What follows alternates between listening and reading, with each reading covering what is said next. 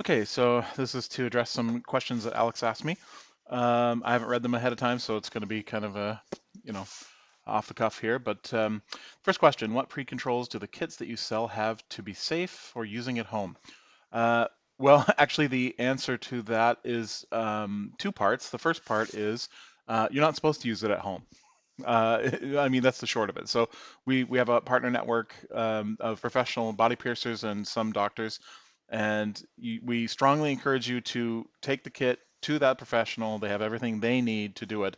It's definitely not a DIY kit, and it's definitely not really easy to do it yourself if you chose to. I mean, part of the process is you're supposed to, tent the skin up, and then, to achieve proper depth and all this, and you really can't do that yourself unless you have three hands. So it's not really meant to be done safely at home. It's very, very, very difficult to do safely at home. That said, the testing that we do on our chips and all the sterilization procedures is industry standard. We use EO gas sterilization. We use other components like gauze and things that are pre-sterilized from their manufacturing facility and lot controlled and all of that stuff. So in fact, I mean, I'm going to reiterate it again here. Um, I've seen a lot of procedures, DIY procedures, and even some assisting procedures where people who are not professionals are doing it, or either doing it themselves or assisting, and they always, always, always cross-contaminate. I see it all the time. They, open the drape, for example, and then like put their hands across it to flatten it out. Well, you just contaminated the entire sterile field, the entire thing. So now when you put your sterile materials on it, they're also contaminated. Right from the word go, you've contaminated everything, and you might as well be doing it in a dirty back alley. So just please do not do it at home. That's all there is to it. Uh, in addition to that, I mean, the partner network that we've built is good, but it's definitely not great. So one of the things we're going to do is we're looking at bringing on a network manager, somebody from the body piercing and body modification industry who can just manage the network. If you buy a product and there's no piercer next to you, or professional or partner in your area, contact the network manager. There'll be a very easy way to do that. They will find you somebody. And so we're trying to transition this whole thing away from DIY. Not just because we want professionals to be involved and do a good job for safety, but also the if it were physically possible to do it yourself with proper training at home in a way that was safe, then we would explore it. But nobody who buys the stuff is properly trained, or at least not that I've seen. Um, and again, doing it yourself without a third hand, it's extremely difficult to do properly. So, we're going to definitely build out the partner network and make it much more easy for customers to go to a professional partner, or have one located for them, and then make those arrangements. So that's the answer to that. How long can a person carry the chip inside the body? Life, for life. Whether or not the chip is going to work properly for an entire human lifespan of, say, 100 years, depends. And it depends on a few things. So one of the things about microchips is they have something called a data retention period. And that is essentially when you write data to a memory block, whether it's magnetic media or flash ROM or EEPROM or whatever, um, the amount of time that that memory component can hold that signal properly, because everything degrades, right? So you write magnetic media, write to magnetic media, that magnetic charge will slowly decay, and then there'll be a point at which there's no differentiation between signal and noise, and then you've lost the data. So data retention is a big deal, and there are chips, most chips out there in the implant NFC RFID implant space are about 10-year data retention. So when you write data to a memory block, if you're expecting it to last 50 years, it's probably not going to do that. And so we do have other chips. So VivoKey, on the VivoKey side of things, we do cryptobionic implants, cryptography in vivo. Those chips have 50-year data retention. So you write some data like keys or something, it's going to last 50 years at least, and then beyond that probably it'll last another couple decades, but it's guaranteed for 50 years. Then you have something called write cycle count. So how many times can you write data to a memory block before it starts kind of not being able to hold the data properly? Because every time you write, it kind of has a little physical effect on that memory block, and it degrades a little. So the right cycle counts vary, but the lowest one in most RFID and NFC implants is about 100,000 right cycles, which is great. I mean, I don't know anybody who's going to write 100,000 times to their implant. It's just not going to happen. But if you combine those two things, so let's just take the XNT, for example, has a 10-year data retention per memory block, 100,000 write cycles per memory block. If you were to write to it once a day, it would last like, I think, 39 years or something like that. If you extend the data retention period, so data retention is how long it lasts since the last write to that memory block. So if you wrote to it once every 10 years, right, you'd still be guaranteed data integrity, and it would last, a million years plus, I think. I don't know, quick math, but anyway, a long time. And so the next question here: what type of actions can you do with your chips? How can it improve your life? I'm assuming. Well, I put this one in my left hand. It's an XCM before the XCM was a product. That is, it's been in there since 2005. I've used it every day. I mean, at least on average. There might be days where I don't use it, but I use it a lot. And so I use it on different access control things around the house. I get into my garage with it. I have a little access controller that reads it and opens the door.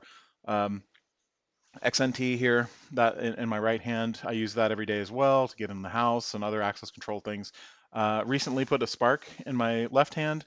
That's a VivoKey product, and I'm starting to use that now just for developing further the VivoKey platform and doing usability testing and things like that. But I see a transition from all these other implants to more VivoKey products, because the Dangerous Things products like the XNT, XCM, the RFID and NFC transponders, they are what I call personal scope devices. So they're not secure devices. So you really can't build on them. You can't build a business model beyond for the user, for user's utility. You can't build a business model beyond just a personal scope. Your house, your computer, your car. You can't say, well, we're going to manage, like website logins, or we're going to, manage banking or payment, anything like that. It's impossible because it's not secure. So, the utility is really limited to access type things in my personal scope, the things that are my devices, my purview. So when we start talking about logging into, for example, websites or things that are third party, or introducing web APIs or crypto challenges, things like that, blockchain, Bitcoin, that's all in the VivoKey domain. And so we're working now. We've got the platform MVP launched. It's very simple. We got the Spark product out there, also very simple AES key system for identifying the chip and confirming its validity. Authorizing it and authenticating that chip itself. So we're about to open up the web API for VivoKey, which is going to allow things like plugins to be made for identity provider services. And you can log into WordPress, you can log into third-party sites if they choose to integrate. So you see these sites where it's like log in with Facebook, log in with Twitter. A third option could be log in with your VivoKey. We're going to have standard identity services provided through it. So I see that whole space opening up, and then VivoKey is also working on hardware releases for that personal scope. So vehicles, doors, computers, things like that. So, right now I'm using kind of a plethora of different devices. I see in the future definitely moving more toward the VivoKey domain and kind of touching more things, my personal space, as well as online and other digital services. It's going to be quite handy. Next question: what was the motivation that made you start investigating biohacking, specifically implantation of chips under the skin?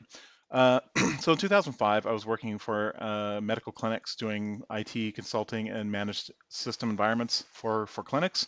I was in a basement office, and the only way in and out of that thing was either a lot of stairs or an emergency door that was literally right behind my desk. And so I would go in and out of that emergency door, but the problem is that being an emergency door, you weren't allowed to leave it unlocked. It had a crash bar exit, but from the outside, it was not meant for ingress. It was only meant for escape, right, from the building, emergency exit. So if I had got up and left my keys, which I did often, I was locked out. And that was fine during the day because I could just go around and come down all the stairs and go back to my office. But if I'm working late, or it's 2 a.m., or I do server work or something, and go out to my car to get something, and it was a lot of calls to maintenance. I was standing outside the building, and it was really, really irritating for me and maintenance. And sometimes they just wouldn't come, so I just have to sit there for a while and figure out how to break into my car, hotwire it. That gave me the, so I could drive home. That gave me the idea of like, there's got to be a way for the door to just know that it's me. And so I looked at, biometric systems, fingerprint readers, iris scanners. They were clunky and expensive back then. They're not much better today.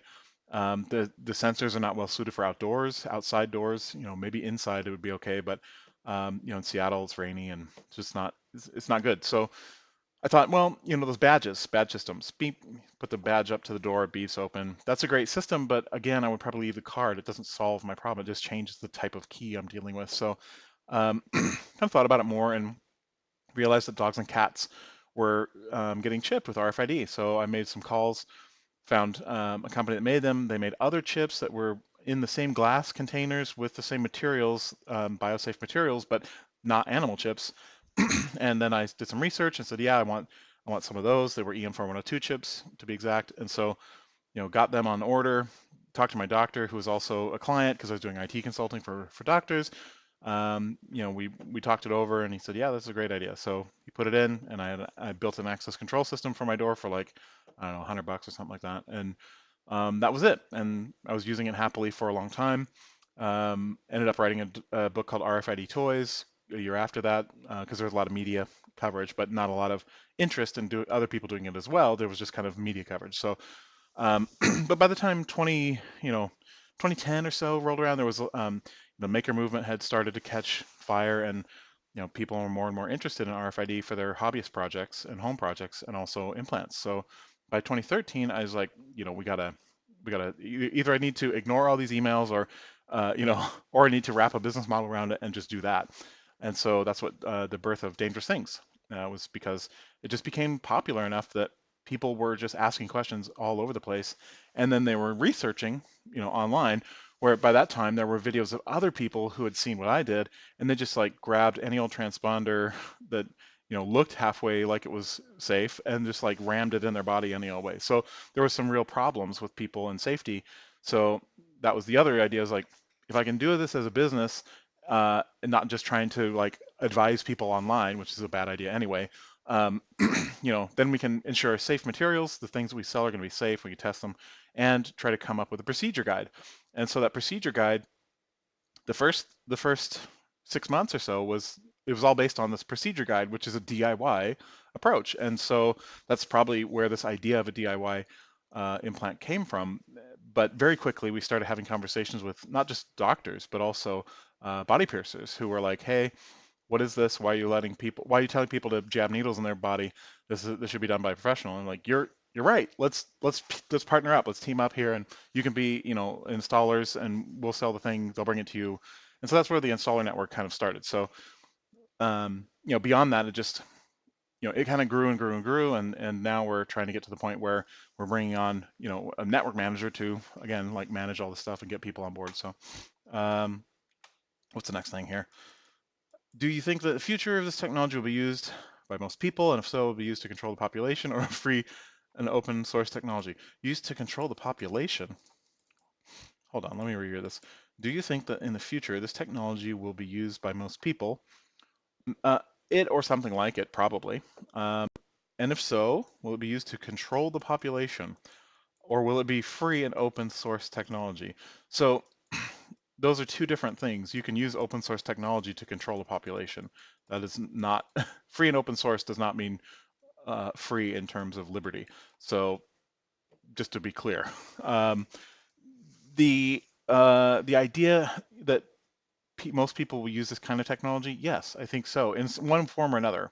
And that's simply because, tool use is nothing new. We've been doing it for millennia, and human beings are tool users. Our tools are just now small enough and safe enough and effective enough to go in the body and be used that way, rather than picking up like a cell phone or a smartphone or whatever.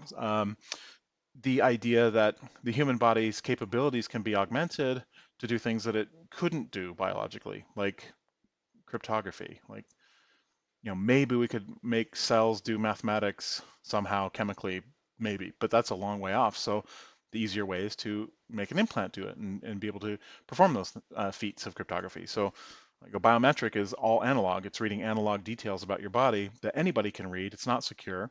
I mean, I could go on and on about biometrics and how terrible they are.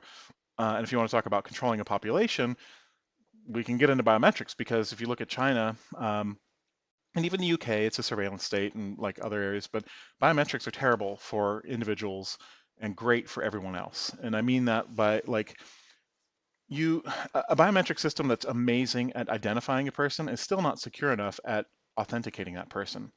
You know, you can pick faces out of a crowd, you can identify people through a number of methods, but which is terrible for the individual because they're all passive systems, cameras, gait analysis.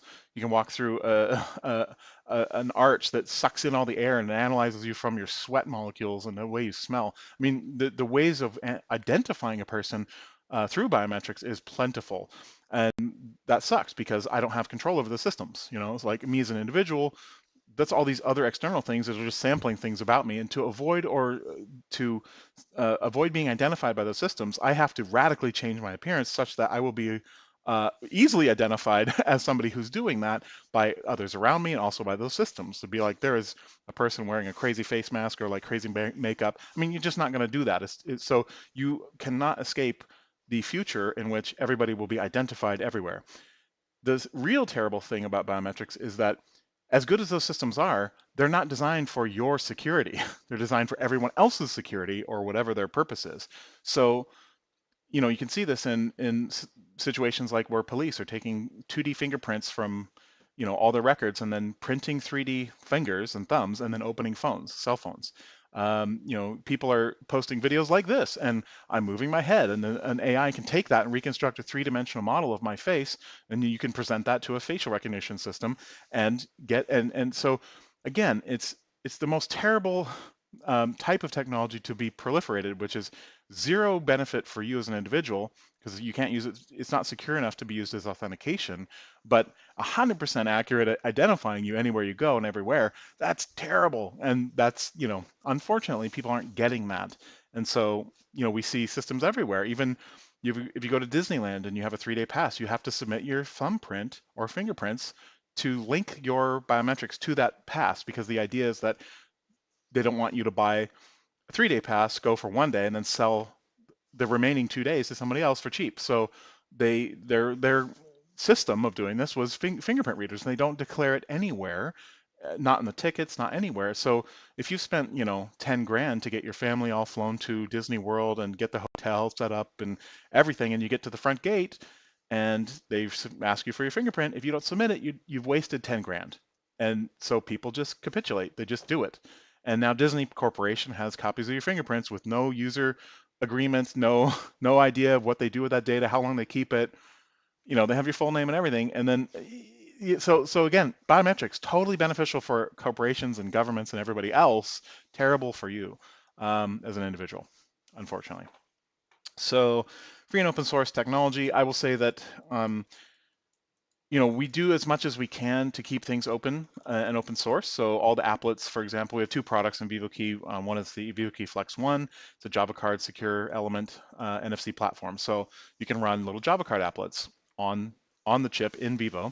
You can deploy those applets to the chip in Vivo. So you know, we have PGP, OTP code generator, and two-factor authenticator, a bunch of other stuff. And so those applets are all open source.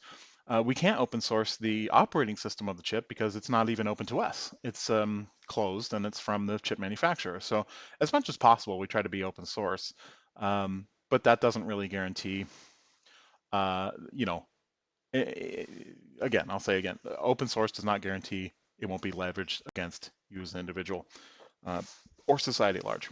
Okay, what we have to do if we want to implant ourselves with a chip without knowing about science, biology, and medicine. Well, actually, that's the idea of VivoKey is we want to be kind of like the plug and play option of implants. Crypto security, we basically want to take an advanced technology that's very useful for personal security and privacy and make it something that is straightforward and you know you don't need to know all the stuff about it. The partner network for installing with doctors and piercers is going to make the installation process something that's easy, so you don't need to know about all that stuff. And then using it, we want to make sure that use case is there, and the user experience is good and easy, and you can leverage things. And through that, we want to break the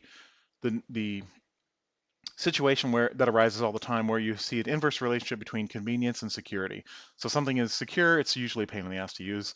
If something is convenient, it's usually completely insecure. So we want to break that relationship, and we want to make something secure or more secure because it is convenient. And I'll give the example of the door in my house or my office. So I work a lot in the garage, as you can see. I go in and out of the house a lot. So the front door of the house has a lock that reads my implant.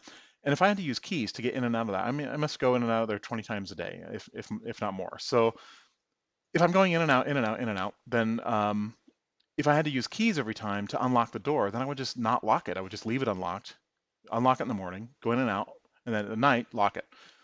That's not secure. That's convenient. And so by having an implant and by the use of it being, my user experience being almost the same as just grabbing the doorknob and twisting. Instead, I present my tag to the lock just above it. It unlocks. Then I grab the doorknob and I twist it.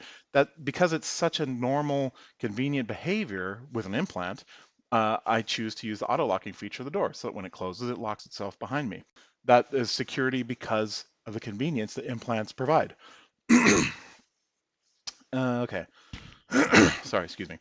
I suppose you already know the transhumanism or posthumanism culture about human evolution. Regarding this, do you still consider yourself human or cyborg? Um, well, human and cyborg. So the the question about whether or not you are human, or will we change ourselves so much that we cease to be human, I think there are certain key things about humanity that is, as long as those are retained, your physical form is irrelevant. And the thing that needs to be retained, in my opinion, is curiosity, the will and drive to always improve your capabilities, improve your understanding of the universe. Um, and I've added a third one recently, and that is empathy. Our ability to understand, you know, situations from other points of view, other people's situations and feelings. Without empathy, we just become kind of murderous killing machines, even without cyborg parts. Empathy is so critical to um, the human experience and also the human contribution to the universe. Without it, it's just consuming and processing and export of those waste products is all we do. And so empathy kind of gives us the ability to um, make impacts in the universe for reasons other than the personal gain. And so that's, I think, the important thing. So as long as we retain those things, we'll always be human, even if we become completely digitized beings. As long as those things exist, I think we'll still qualify as human beings. Let's see. I suppose you already. Oh yeah, that's already read it. Also, could you send us information about how many kits you've sold and what places and is more sold? So we sell kits all over the world. We mostly ship to English speaking or where English is common countries. So EU, Europe, Australia, North America, some in Central America, but we're really trying to open up the Asian and South American markets. We've got people interested in distributing there, so we're trying to go, truly worldwide with it. As far as how many kits and things, I don't have exact numbers, but I think the last time I looked, it was close to 60,000 or so, something like that over the last many years. And then, of course, there's other people that are trying to get into the implant game. So far, there's nothing very interesting. It's just kind of copycats of our XNT product and our XEM product. But and I don't have any numbers for that. But yeah, it's growing for sure. And let's see, last question. Do you know someone in Barcelona or surroundings who could speak with us about the topic, or where to go if we want to implant ourselves with NFC chips without knowing about medicine? So there are a couple people in Barcelona actually, and we're trying to get them on the partner network. So body piercers, and so they're familiar with the technology, and trying to kind of get them locked down as partners, and hopefully we'll be able to proceed from there. But as far as like customers or anything, we don't share that information. We're pretty strict on no spamming and no sharing of data. So privacy.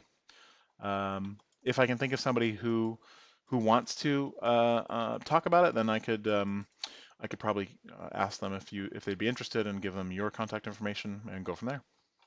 And that is the last question. Great. So hopefully that's all you need. And if you need anything else, let me know.